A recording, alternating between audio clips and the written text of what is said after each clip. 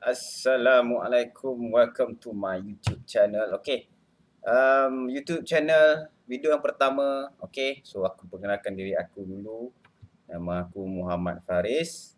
Aku merupakan seorang guru dan juga bekerja sebagai coach untuk program weight loss. Okay, so dengan YouTube channel aku ni sebenarnya aku buat nak bagi ilmu-ilmu yang asas kepada semua viewers aku, dan aku anggap yang viewers aku ni bukanlah mereka yang tengah buat research ke, memang dalam into fitness ke, tapi aku lebih suka dia sangat general kepada semua orang. Okey. Kalau 28 juta dalam Malaysia ni, 28 juta itulah yang boleh tengok. Okey. Dan boleh faham. Okey. Seterusnya aku merupakan kelulusan sains sukan. Sijil apa tak payah tahu. Bukanlah aku tahulah biasa dengan paper-paper lah, itu yang kena tahu sajalah cukup. Okey, untuk guru aku seorang cikgu PE ataupun biasa kita panggil PJ lah, cikgu PJ di sekolah swasta berdekatan di area Lembah Kelang lah. Okey. Okey, untuk video pertama ni dia mungkin ke arah random idea yang biasa kita dengar, mitos-mitos ke, information ke, sebab kita sekarang dah banyak tempat kita baca maklumat. Okey, dekat Twitter, Facebook, Instagram, website, memang easily korang access. Okey, mana korang nak percaya, kau percayalah aku punya channel ni. Okey, aku takkan bagi ilmu sesat, mungkin lebih pada berkongsi. InsyaAllah saya nak korang aware lah segala benda Alright. Basically orang panggil aku teacher Faris. Okay. Korang nak anggap aku teacher pun boleh. Aku suka je. Okay. Teacher Faris. Alright. So apa kata lagi? Let's go.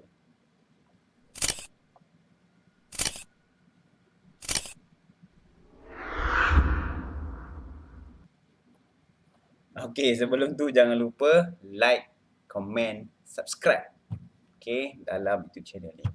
Okay, alright. So di screen korang sekarang dah tunjuk. Okay, so inilah tajuk yang random yang kau ambil dalam dalam social media, bukan social media, sorry, dalam Google Scholar. Aku just type dia apa aku nak. So hari ni tajuk dia inilah, video pertama ni inilah. Okay, effect of high protein diet versus standard protein diet on weight loss and biomarkers of metabolic syndrome. Okay, so it is a randomized clinical trial. Okay, jangan risau, aku takkan guna full English sebab English aku pun alhamdulillah begitu je. Okay, orang boleh faham, aku boleh faham orang, gitulah. Okay, dia macam aku pergi Spain lah, cakap orang putih. Taklah aku orang Spain, tapi basically orang kita bukanlah fluently boleh cakap Inggeris kan. Cuma aku boleh translate lah sikit-sikit dengan tajuk. Okay, so di sini study ni dia tengah tengok high protein diet dengan standard protein diet. Okay, so ini isu semasanya. Okay, ada geng-geng mungkin deliver knowledge ni. Okay, dia kata why don't you pergi kepada high protein diet, okay, and then you akan lost banyak lemak dalam badan. Okay, aku bukan cakap tak betul, aku bukan cakap betul, cuma ini adalah paper, mari kita baca pasal. Okay, satu lagi, paper ni bukan full research maksudnya memang ada chapter 1 sampai chapter habis lah, chapter 5, chapter 6. Okay, ini cuma kita panggil abstract, kita baca abstract ke. Okay, aku tak nak korang terganggu sampai korang rasa beratnya dan ini punya YouTube channel, berat gila sampai aku macam perlu masa banyak sangat sampai nak fokus, sampai nak nulis, tak ada Okay. Okay, high protein diet, pengambilan protein yang tinggi, dan juga standard protein diet. Okay, ambil protein yang kadar secukupnya. Standard, biasa. Okay, ambil kebiasaan ataupun tinggikan sikit. Alright. Kita tengok pengisian dia. Okay, di sini ada abstract. Korang rasa korang nampak? Aku nak zoom sikit lah. Oh, yo. Okay, mungkin kat sini nampak sikit lah. Okay, susah macam ni. Boleh zoom out sikit. Okay, harap korang boleh tengok lah Okay, so background of study. Okay, background study ni lah. Study ni pasal apa? Okay. Bila aku baca buku sekolah ni biasanya dia paper yang disubmit dipublish lah di website. So benda ni legal, korang boleh refer. Aku just baca, aku tak cerita pasal author dia lah. Okay, aku just baca paper dia. Alright, so background study. Some studies have shown that protein enriched diets can lead to greater weight loss, okay, and improvements in biomarkers of metabolic syndrome. Okay, metabolic syndrome dia gunakan short form ni lah, MAS, than standard protein diets. Okay, therefore, the aim of this study was to determine the effect of increased protein intake on weight loss in Mexican adults with MAS. Okay, MAS ni yang tadi lah, metabolic syndrome. Okay, population dia memang ada metabolic syndrome. Okay, so kalau korang baca ayat pertama ni, ini semua dah diklaim di paper yang lain, okay, ataupun website yang lain, buku yang lain. Benda ni dah tertera. Dia bukan buat ayat saja. Untuk buat satu paper ni, kau bukan boleh sahut je, okay, tak boleh. Benda ni kenalah daripada seseorang ataupun salah satu research lah yang pernah berlaku. Okay, tapi untuk buat paper, bukan satu paper kau kena pergi berpuluh-puluh beratus baru kau boleh ada idea keluarkan macam mana kau nak buat ayat tu. Okay, inilah jadi. Nampak simple lah tapi pening kepala. Okay, tak apa. Aku tak nak korang beban. Okay, seterusnya kita tengok method. Okay, so kau kena faham ini study tau. So dia nak buat eksperimen. Okay, dia nak buat eksperimen. Okay, ada orang dulu kata apa? Ada jurnal kata buat high protein diet ni akan kurang lebih banyak lemak dalam badan. Bukan lemak dalam badan sebenarnya. Dia kata weight loss lebih tinggi compare daripada kau makan protein yang biasa. Protein yang kadar biasa lah. Contohlah, aku bagi kau bayangan pagi kau makan ayam seketul, tengah hari ayam seketul, malam ayam seketul. Standard. Tapi bila dia sebut high protein, okay, dia jadi macam kau tahu tak ayam suku ayam pagi, suku ayam tengah hari, suku ayam malam. Dia jadi macam tu. Dia macam tu lah. Aku bagi kau gambaran sebab ini kan untuk view 28 juta. Alright. Randomized control trial in adults, okay, dia buat 118 orang. Okay, ni adalah umur dia lah. Basically umur, aku rasa dia buat 40 ke 48 ni, aku tak tahulah. Ni biasa dia ambil min, aku lupa lah ini, tapi inilah. Okay, ke 47 ke 11 tahun, aku tak pasti yang ni. Ini aku lupa data macam mana kira kan, tapi basically umur macam ni lah, 47.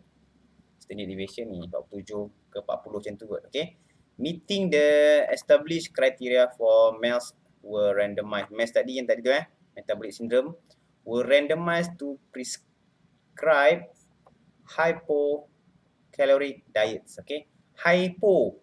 Okay, ini adalah knowledge umum aku nak bagi dekat semua orang. Hypo adalah rendah. Okay, cuba aku sebut hypotension. Hypotension. Biasa kau ingat hypertension kan? Hyper, tinggi. Hypotension. Okay, tekanan darah tinggi, tekanan darah rendah. Itulah hypo. Ini bukan tekanan darah lah, tapi hypocaloric. Maksudnya kalori yang rendah. Diet dia, which is 500 kalori. Okay, 500 kalori. Then the resting metabolic rate. Okay, metabolic rate ni aku pun dia dalam mention dalam ni, aku bukanlah nak bagi korang pening, tapi biarlah aku explain sikit. Okay, setiap hari badan korang ni perlukan tenaga untuk menggerakkan organ dalam badan. Dia bukan yang tangan ni tau. Jantung kau working, kidney kau, okay, paru-paru kau bergerak, otak kau, salur darah, itu adalah tenaga kau kena perlukan dalam badan ni. Okay, so basically itu tu dia mention resting metabolic rate. Okay, tenaga ketika kau rest kena ada. Okay, contohlah setiap manusia resting metabolic rate dia aku tulis contohlah 1500. Okay, 1500 kalori sehari. Okay, so dia kata nak diet ada. Okay, so basically ni adalah hypocaloric diet ni. Okay, orang yang buat 500 kurang daripada RMR dia. RMR tu resting ni lah. Okay, so daripada 1500 tu jadi 1000 je. Dia buat 1000 je. Dia buat 1000 je. Korang bayangkan tu tolak macam tu je. Okay, kalau 2000 jadi 1500. Simple Okay, seterusnya providing either 0.8 gram per kilo body weight standard protein diet. Okay, or 1.34 gram per body weight kg per body weight higher protein diet. Okay, kau kena faham contohlah berat kau, aku senang ambil imagine berat kau 100 kilo. Okay, berat 10 kilo lah senang. Okay, 10 kilo berat kau. Okay, so 1 kilo berat. Biasalah aku cakap lagi tu mengapu Okay, 1 kilo berat kau, okay, kau kena ambil 0.8 gram. Contohlah berat korang adalah 10 kilo. Berapa sekarang gram yang kena ambil? So 8 darab 10. Jadi 800 gram betul ke? 80 gram. Okay, 80 gram. Betul ke matematik aku? Sekejap 0.8 darab 10 alih 8 gram jadi. Okay, jadi 8 gram. Pada 0.8 jadi 8 gram. Itu 10 kilo berat. Okay, kalau berat korang 60, darab 6 lagi. 8 darab 6 jadi 40 gram. Okay, 40 gram berat daging tu. Okay, alright. So itu standard. Tapi tengok dia naikkan sikit. Inilah high protein diet. Okay, dia ambil lebih sikit macam cakap tadi lah. Ayam pada seketul kau ambil seketul setengah. Dia nak tengok benda berkesan ke tak. Okay, so benda ni dilakukan selama 6 bulan. Okay, 6 months. Okay, of experiment.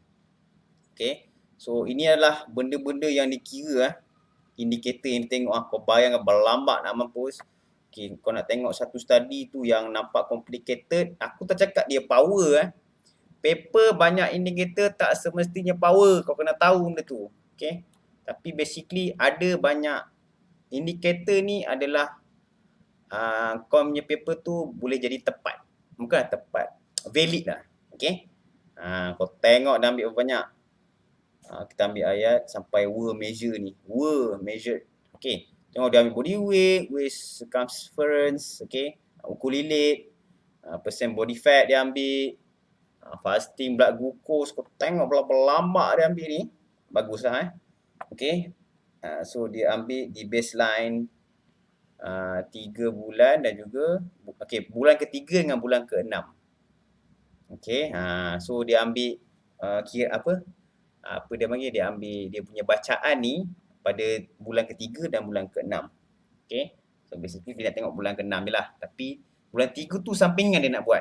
Okay, alright, there were 105 subjects for SPD and 54 for HPD. Ini standard protein diet, high protein diet. Okay, dalam research ni dia orang suka guna short form supaya dia tak detect. Aku tak tahulah, ni mungkin trick dia tak detect macam ada plagiat dalam satu paper lah. Padahal tak apa pun, tapi basically memang to research kita gunakan short form selepas kita dah mention. Itu sebenarnya korang belajar dalam English. Korang tengok check balik, jangan tanya aku tak tahu bahasa English ni. Bukanlah masuk pengajian English, tapi basically this is the way to write a research paper. Okay, who complete the trial? Overall weight loss was, tengok. Okay, ini overall weight loss. Okay, 5 kilo lebih lah. Okay, untuk grup standard.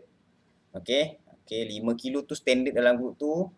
Dia hilang dalam 5 kilo. Ini bacaan research tau. Aku tak boleh cakap tepat lah. Tapi yang aku boleh faham, ramai ada buat hilang 5 kilo, 3 kilo, 4 kilo. So dalam range tu. Okay, kau faham tu range compared to 7 to okay, kau tengok grup HPD pula high protein diet ni tinggi, kau tengok 7. Paling minimum 3.7 tapi paling tinggi dia 7.0, which is banyak untuk 6 bulan Both group lost a significant percent of centimeters of waist circumference. Tengok both group, dua-dua group, maksudnya satu group A yang buat standard protein diet, high protein diet. Okay, dua-dua tunjukkan waist circumference dia banyak hilang, banyak loss. Okey. Okey. Korang kalau perasan ayat significant. Okey, dalam research significant amat popular digunakan. Kenapa? Dalam study kena tunjuk bahawa perbezaan tu ketara baru dikira betul. Bukanlah betul ada perbezaan. Okey. Ada ke tak ada perbezaan? Kalau ada perbezaan dia akan tulis there are significant difference. Okey. Significant comparison. Okey. Significant improvement. Significant decreasement. Macam itulah. Okey. Dia kena ketara tau. Takkan kau tengok yang A makan nasi seminggu, yang B makan mi seminggu. Tiba yang A ni dia hilang 5 kilo. Yang B dia hilang 4 kilo. Lepas tu kau tak boleh cakap dia signifikan tau. Dia sebab beza dia sekilo je.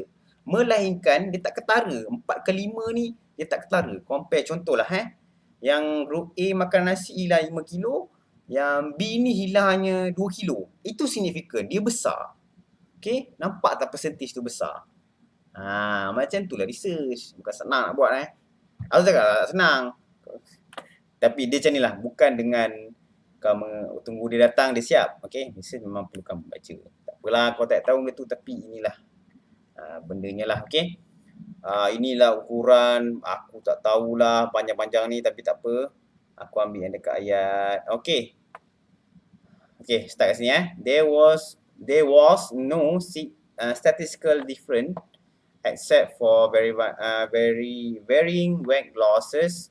The two groups did not show any further difference overall.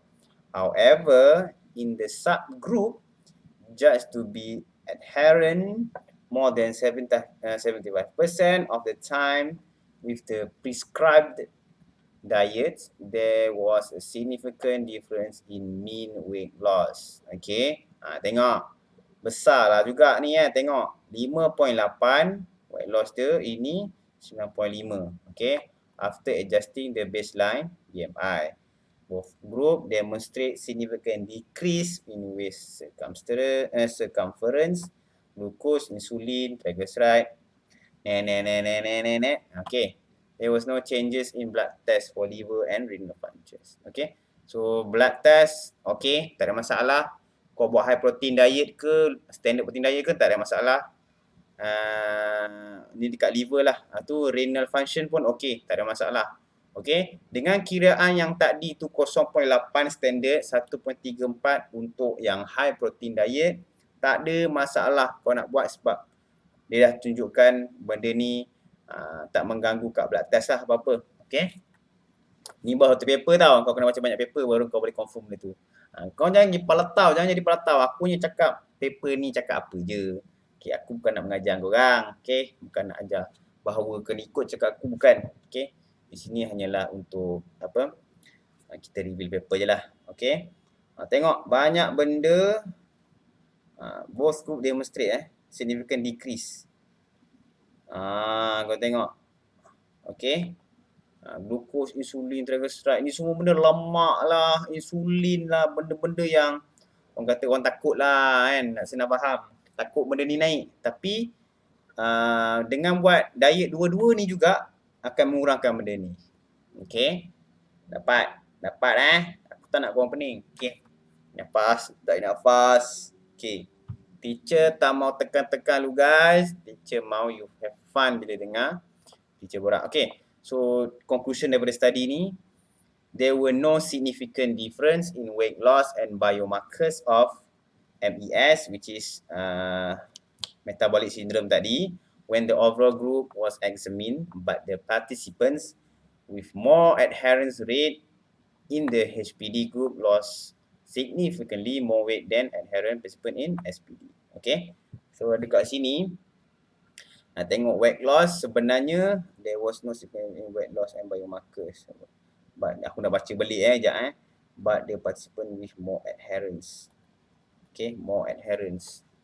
Rate in the SPD group significant more than adherence. Okay. Dia kata ini baca ayat pertama dia. Okay. So dia buat satu conclusion bahawa diet high protein diet ke standard protein diet dia sebenarnya tak tunjukkan banyak beza pun. Okey, beza tak ketara. Tetap ada weight loss. Sama Ni paper ni kata, bukan aku kata. Okey, aku segarang pula dengan aku teacher lah. Okey, teacher tak kata yang high protein diet ni tak bagus buat. Dia boleh buat, okey, praktikal yang bagus. Tapi kalau makan standard pun jadi benda yang sama, okey. But the participant with more adherence rate in HPD group was significantly. Okay, adherence rate ni macam mana? Sekejap aku nak search boleh tak? Korang tunggu sekejap adherence rate. Apa masuk adherence ni? Okay. Adherence rate. Kita kena baca lah. Macam ni lah nak baca.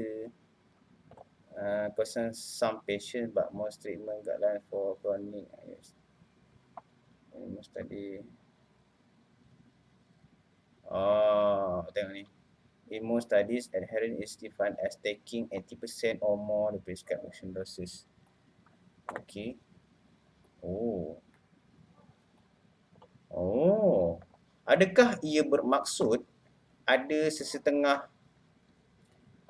pelajar, bukan pelajar lah, ada participan dalam grup tu, dia ambil tinggi sikit. Kan 1.34 tadi aku mention kan. Tapi mungkin ada grup sebenarnya dia ambil 1.56 contohlah. Okay. Ada certain people dia bila buat research ni dia akan record tau. Kau makan apa ni, dia tahu berapa persen lah. Dia tahu kira. Tiba-tiba kenapa 10 orang ni dia ambil tinggi. Okay, tapi dia tetap record. Dia tetap record juga benda tu. Dia advise kata, awak kena kurang sikit tapi dia tetap ambil kan. Tiba-tiba dia tengok kat ujung-ujung tu, dia ni asyik maintain lah. Aku punya landai ni gerak pula. Sorry. Okay, so bergerak kan. Dia tengok berat tu masih lagi berat pula. Makanan tu masih tinggi, dia ambil per kg tu kan. Okay, dia ambil 1.5, 1.8 per kg ke. Tapi by the end, dia buat macam result agak sebelah table. Okay, dia nampak bahawa dengan ambil lagi lebih akan tunjuk perbezaan ketara. Okay, so dekat study ni sebenarnya dia cakap simple lah bagi setakat kau nak bezakan sebanyak 0.8 dengan 1.34 tak nampak. Tak nampak. Okay, so ini adalah gap of study.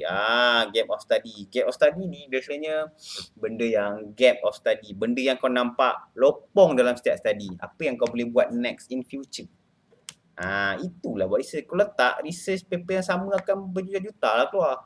Okay, kau kena buat gap setiap study. Okay, contoh kali ni dia pakai 0.8 dengan 1.34. Apa kata high protein next, dia mention dia nak buat 2.0 gram per body weight. Okay, tinggi lah. So, tapi nak buat benda tu bukan kau sekali kau letak, kau tulis je tau. Research bukan macam tu Kau kena baca paper. Ada tak dia buat istilah high protein diet? High protein diet apa yang paling selamat? Benda tu kena bacalah in future. Kalau kau nak buat teruskan paper macam ni lah. Okay, so alright. So mungkin aku boleh concludekan bahawa paper macam ni bagus untuk dibaca supaya korang ada informasi asas ataupun umum tentang diet ke, tentang kesihatan ke. So ini salah satunya lah. Okay, so kalau korang suka untuk YouTube channel aku ni, janganlah, aku memang seronok kalau korang tekan butang subscribe, butang like, and harap semua boleh belajar sama-sama. Korang ada suggestion, tulislah di komen. InsyaAllah aku akan review paper yang best-best, yang apa yang aku tahulah. Okay, aku tak nak jadi pelatau, aku hanya teacher yang ada sifat suka berkongsi kepada rakyat-rakyat jelata. Okay, so siapa yang tengah diet, saya nak cakap good luck. Kena tahu perjalanan bukan seminggu, bukan 2 minggu, bukan sebulan, tapi sampai mati. Okay, Itu saja daripada saya, Teacher Faris. Okay, thank you. Assalamualaikum. Jumpa di next video. Ciao.